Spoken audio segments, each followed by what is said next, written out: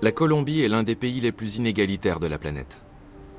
Un quart de la population vit en dessous du seuil de pauvreté.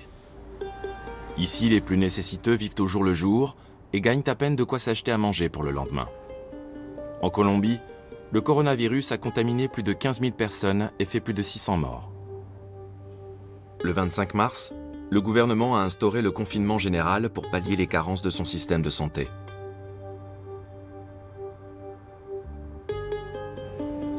Une décision qui a durement touché les familles les plus modestes. De plus en plus de Colombiens sont menacés par la famine. En signe de désespoir, ils accrochent des drapeaux rouges à leurs fenêtres. Ils signalent ainsi qu'ils n'ont plus de quoi manger et qu'ils ont besoin d'aide. À Bogota, les drapeaux rouges sont désormais omniprésents.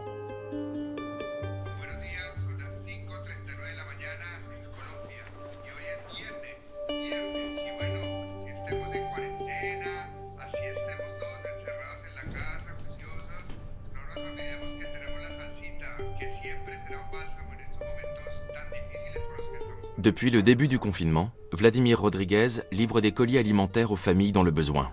Les gars sont en train de charger les 2 derniers camions. Combien de personnes on va livrer aujourd'hui? Entre 200 et 300 personnes. Au cours des 6 dernières semaines, Vladimir et son équipe ont offert plus de 20 000 colis alimentaires.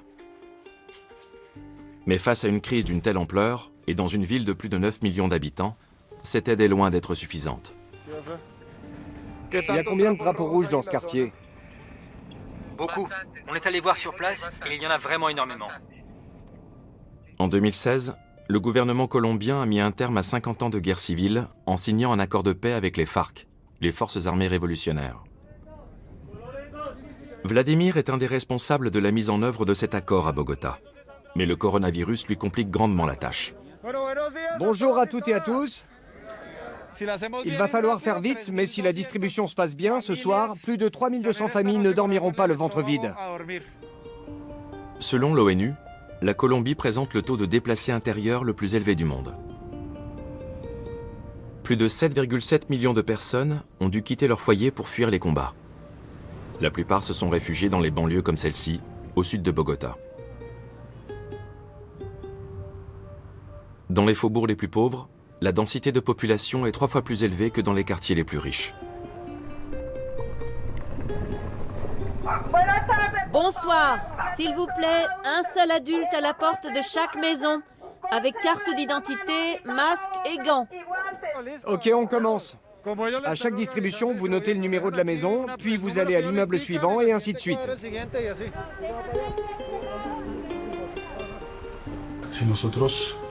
Si nous ne luttons pas contre la faim, nous ne viendrons jamais à bout de la pandémie. Car les gens sortiront pour se procurer à manger.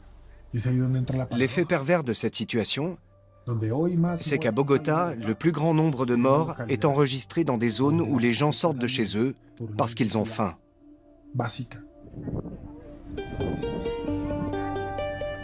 Les colis permettent à une famille de taille moyenne de se nourrir pendant toute une semaine.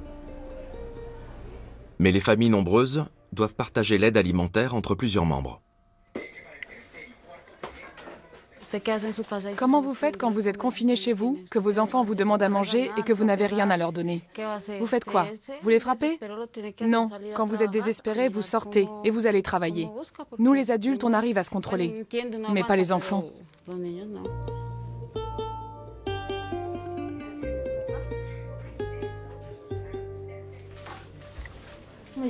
Je dis à mes enfants que quand nous n'aurons plus rien à manger, nous devrons jeûner et prier Dieu. Je ne vois pas d'autre solution.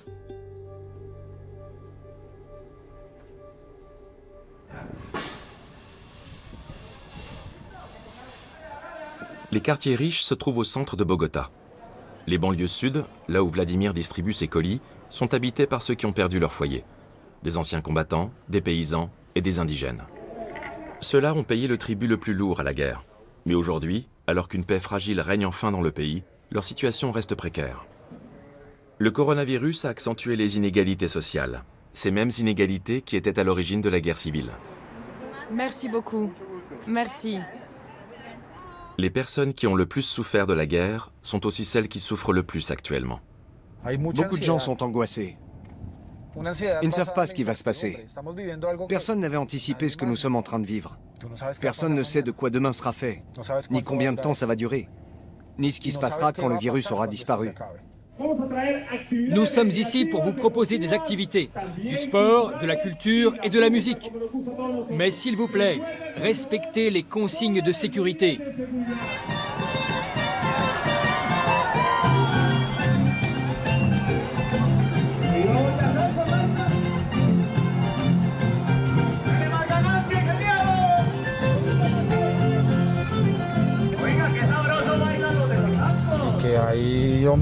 À Bogota, il y a des hommes et des femmes qui, quand ils ne peuvent plus travailler, n'ont plus rien pour s'acheter à manger. Ils n'ont ni loisirs, ni repos, ni télétravail.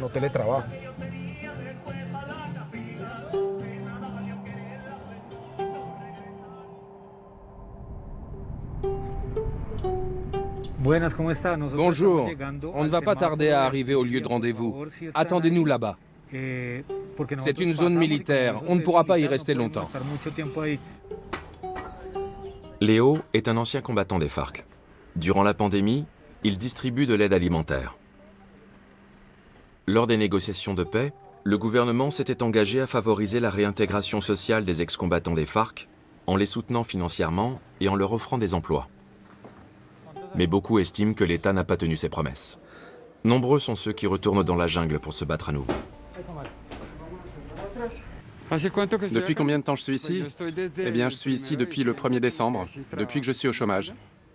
J'ai atterri ici à cause de la pandémie. Ils doivent encore m'extraire une balle qui s'est logée tout près de mon cœur. J'ai également quelques éclats dans le bassin et dans le dos. Ah oui, et j'ai aussi perdu mon appareil d'aide auditive. Bonne journée, au revoir. La famine qui s'annonce sera extrêmement grave. Je crois que le gouvernement a intérêt à revoir totalement sa politique. Parce que dans le cas contraire, cette crise risque de générer beaucoup de violence. On nous propose de l'argent pour retourner faire la guerre. Ils nous proposent de l'argent car nous savons tirer et nous avons l'habitude des combats. Et comme les gens ont faim, le risque qu'ils soient tentés d'accepter est évidemment très important.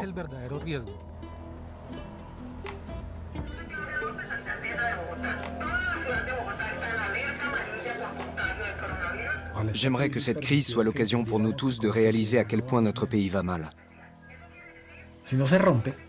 Si nous ne changeons pas notre façon d'être, si nous laissons l'individualisme et l'absence d'empathie se développer, nous allons vers un monde qui sera encore pire que celui que nous connaissons actuellement.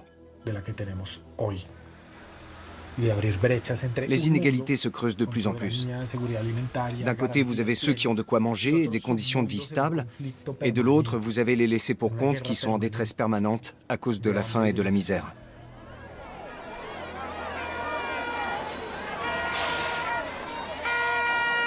On a besoin de nourriture, mais on ne peut pas aller travailler. Le président n'arrête pas de prolonger le confinement. Il ne se rend pas compte qu'on a faim et qu'on a besoin d'aide. Dans un quartier, ils distribuent la nourriture et pas dans l'autre. Qu'est-ce qu'on va devenir, nous, ici? Il y a des personnes handicapées, des enfants, des femmes enceintes. Ici, il n'y a que des familles honnêtes et travailleuses. On n'est pas des gens violents. Si on demande de l'aide, c'est uniquement parce qu'on n'a plus de travail.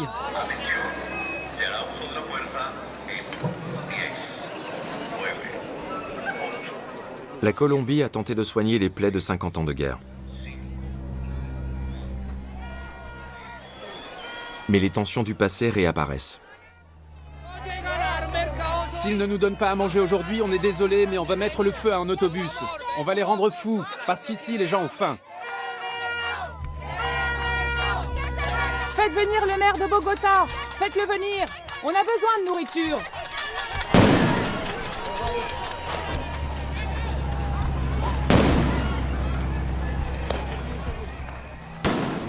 De jour en jour, le désespoir grandit et la contestation prend de l'ampleur. Les débordements et les violences sont inévitables.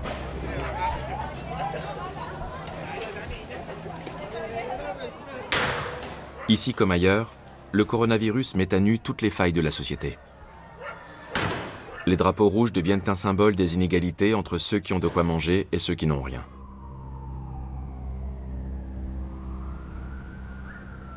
Le risque d'une nouvelle guerre est réel.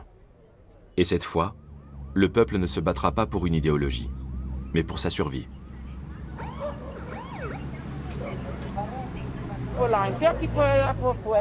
Les gens vont commencer à voler. J'ai beau être une femme âgée, si je dois voler pour nourrir mes enfants, je le ferai. On ne va pas attendre que le gouvernement nous aide. Ils ne nous donneront rien. Jusqu'à présent, nous n'avons rien reçu. Dans une société d'après-guerre, le plus important, ce sont ce qu'on appelle les garanties de non-répétition. Dans un scénario d'après-pandémie, quelles sont les garanties de non-répétition? C'est la disparition des inégalités sociales qui complique énormément la lutte contre cette pandémie. Si nous ne changeons pas maintenant nos façons de produire, de consommer et de vivre, notre société ne s'en sortira jamais.